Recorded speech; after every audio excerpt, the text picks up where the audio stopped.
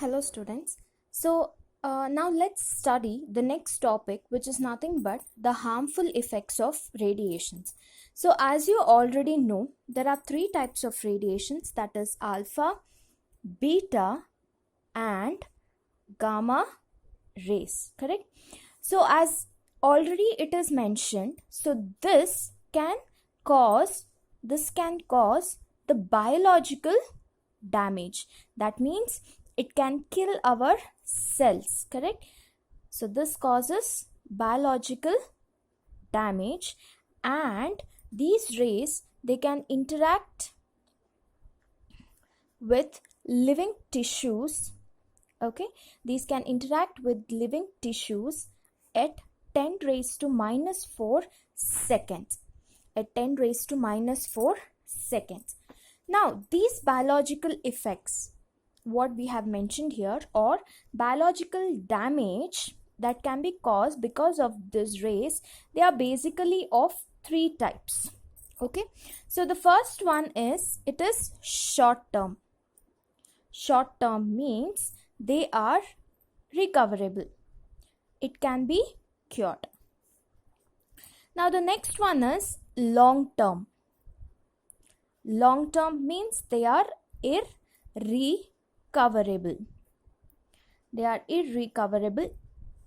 And the last one is, it is having some genetic effects. That means here the genes are modified.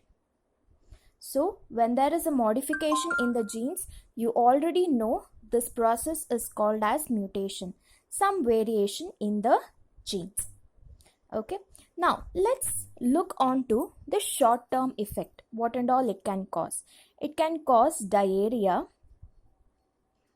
some sore throats, okay, then loss of hair. All this are the short term effects or the recoverable effects. What about the long term or irrecoverable effects? They are any kinds of cancer, and especially it can also cause leukemia. That means it will cause the blood cancer. Okay, so basically here the mutation will not occur to the present generation. It will occur to the later on generation. That means might be for the kids or for the grandchild, for basically for the next generation. Okay, so this biological effect again is of two types. One is acute and one is chronic. One is acute and one is chronic. So acute means they are caused because of accidents. Okay, the accidents that occur in nuclear power plant. Okay, or there is a like a fueled rods which is not sealed properly, and there is a exposure to the atmosphere. This causes an exposure to the atmosphere, because of which these cause the biological effect, which is acute. And what about chronic? Chronic means the people who are working in atomic energy establishments or the nuclear power plant. Okay, so basically these are the employees who are working in nuclear power plant or atomic energy establishments. Okay, so after all this, basically the pregnant women, okay, the pregnant women, when they are exposed to radiations, or might be just same as that of this gamma radiation, that is X-rays. Okay, so because of this X-rays, the child in the womb, okay, the child in the womb will be affected. Okay, so this can also lead to the risk of cancer, that is up to 40%. Okay, then might be like tumor and some nervous problem, which is about 50%, and leukemia, where the chances of occurrence of the leukemia or effect of leukemia is 70%, that is in the pregnant women. Other than this, it can also cause the upper body damage. The upper body damage like the thyroid glands. Okay, so it can affect the thyroid glands by cancer. So there might be a cancer in these thyroid glands. Now, what about the gamma rays, which is almost similar to that of the X-rays and the light? Here, the gamma rays, as you already know, it causes the biological damage. That means it destroys the body cells. Okay, it destroys the body cells, and it also causes some effect in the cells. Okay, gastrointestinal tract,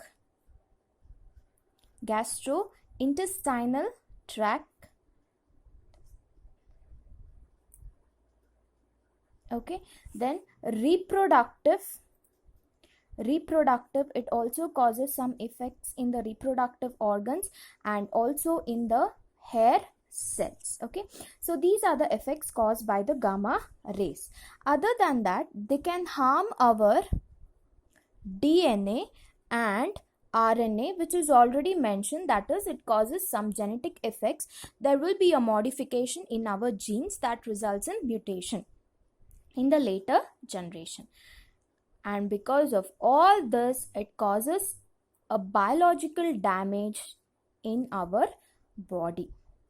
Okay, not only in us but in any living organisms.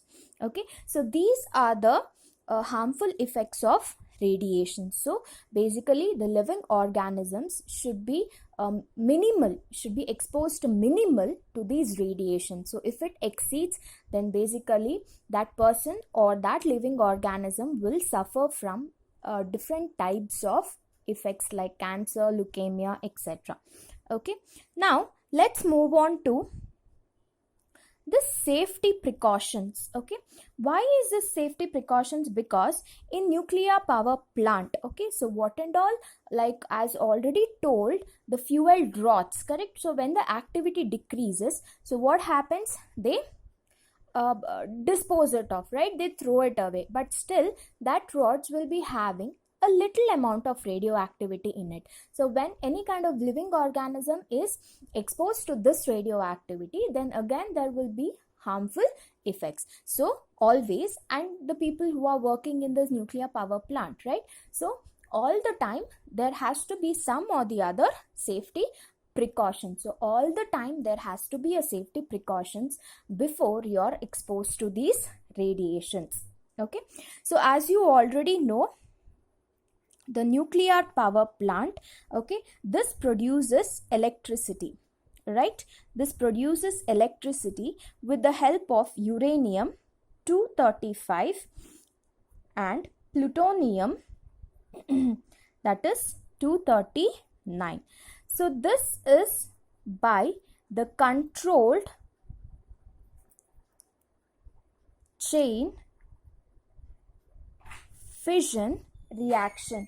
This is because of controlled chain fission reaction. Fission means basically the heavy nuclei is split into two other nuclei. Okay, so one nuclei here and the other nuclei here. So the heavy nuclei is split into the two nuclear daughter nucleus. Okay, now let's come to the first safety precautions here. Okay, so while you are establishing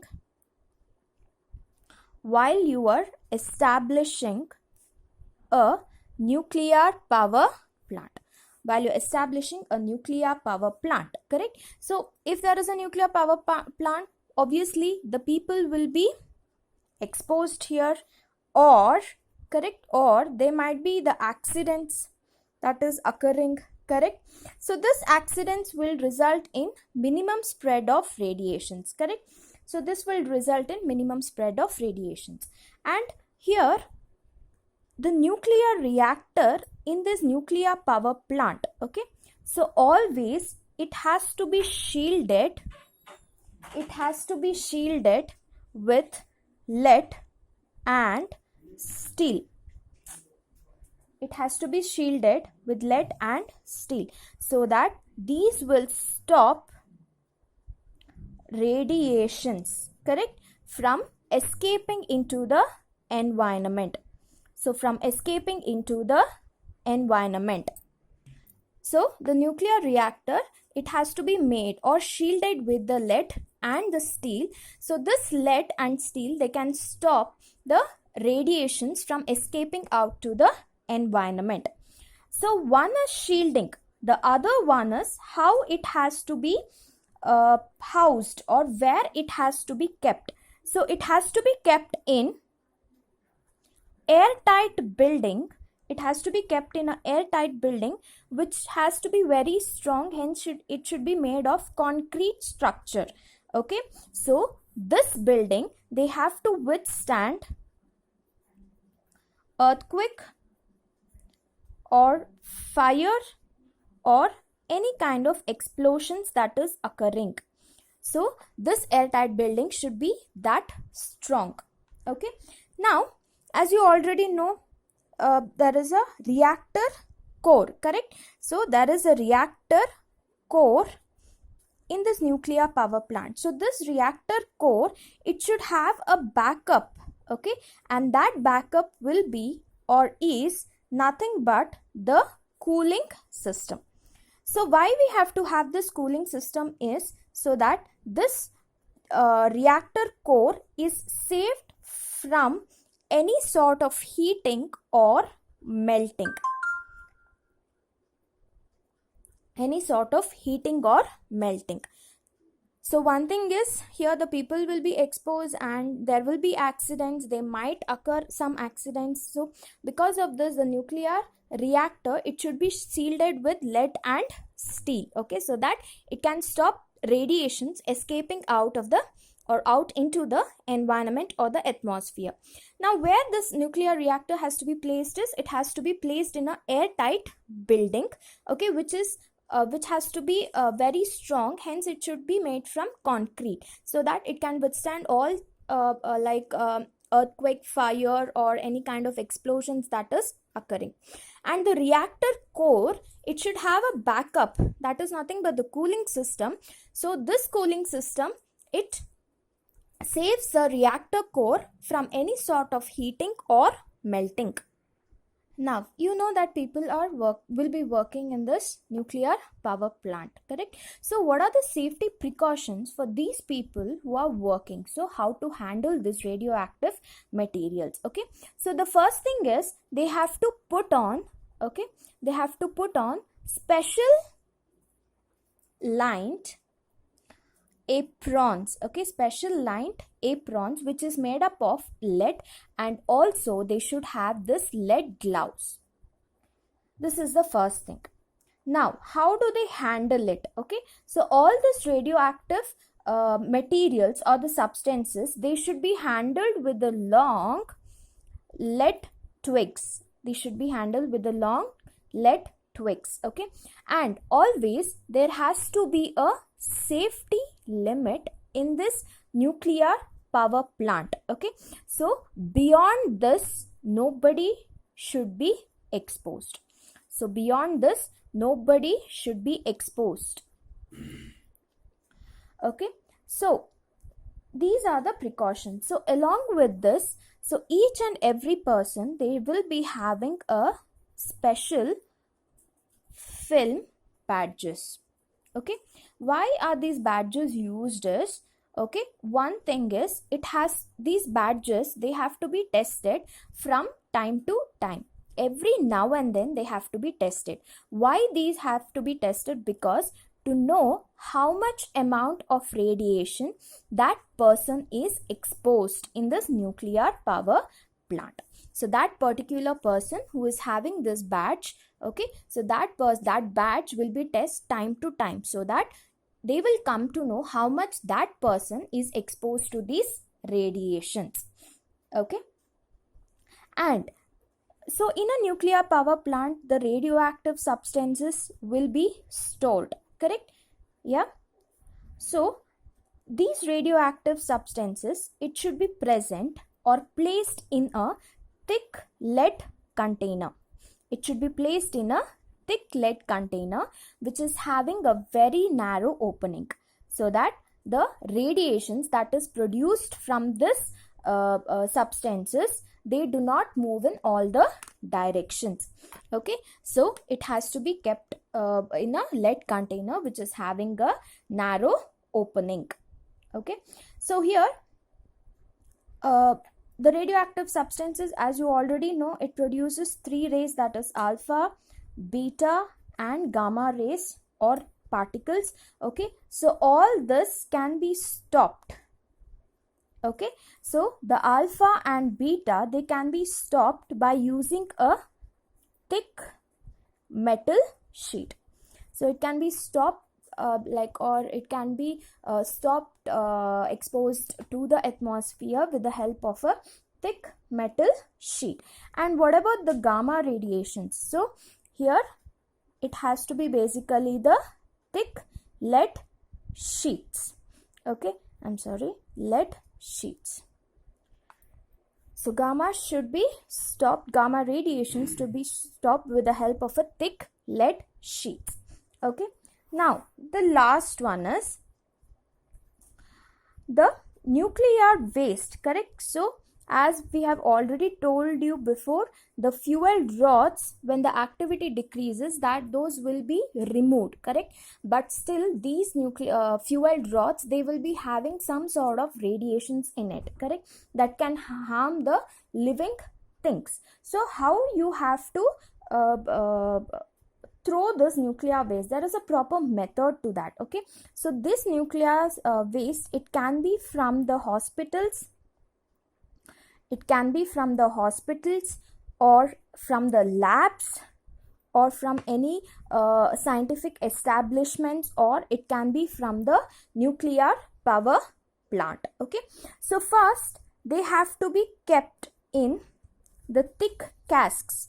Casks is nothing but these are barrel kind of things. Okay, so these have to be kept in thick casks, and these have to be buried in the useless mines. Okay, where no living organism enters. Okay, and this have to be buried in deep underground stores. Okay, deep underground stores, where this casks or the barrels, they have to be completely sealed off. Okay, they have to be completely sealed off, and they have to be kept in a far place where there is no population, or it is less populated. So this is about the nuclear waste. Okay, next one is the background radiations. Okay, so as we have already told that there are some sort of safety precautions that has to be taken, and minimal exposure to all these radiations. So after though we have taken all the safety precautions, there will be still some sort of background radiations. Okay, so some sort of radiations we will be exposed to, but there won't be any kind of radioactive substances. So living organisms will be exposed to these radiations in the absence of the radioactive sources or substances. So they are basically of two types.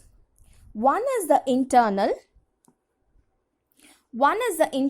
source, and the other one is the external source. Okay, so internal source like potassium 40 and carbon 14, or the radium.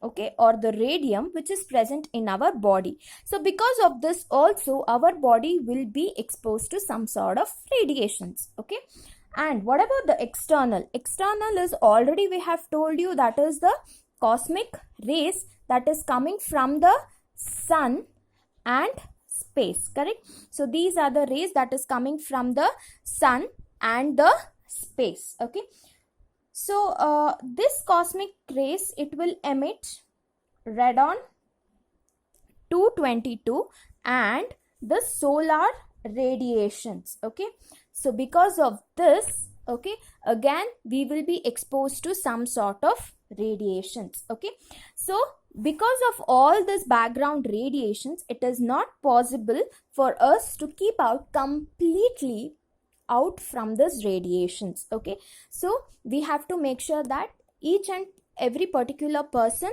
doesn't exceed the this amount of radiation. So if it exceeds, then there will be the harmful effect. So he must be exposed to the minimal amount of radiations.